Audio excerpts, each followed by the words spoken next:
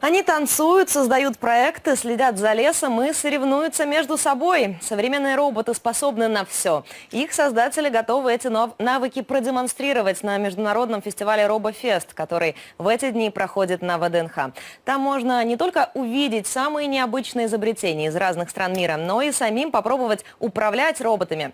И хотя конструкторы пока еще дети, им уже есть за что бороться. В этом убедилась Александра Сергомасова. Москву захватила роботомания. Волноваться не стоит. Наши, в отличие от голливудских, вполне дружелюбны и легко идут на контакт. С радостью готовы продемонстрировать все свои умения. Как вот эта балерина. Выглядит, конечно, устрашающе, да еще и в балетной пачке. Но на удивление делает все весьма грациозно. Танцевальных па знает не так много, зато растяжки позавидуют примы большого.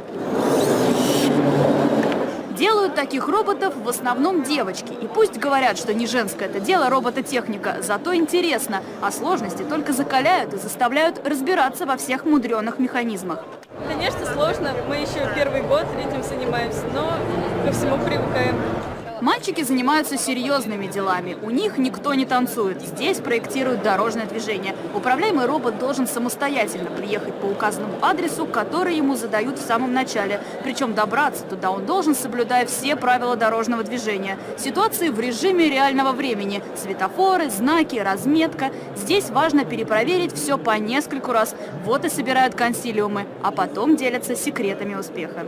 Побольше скотча, термоклея и немного деталей. Но робота собрать гораздо легче. Тут основная задача — написать программу.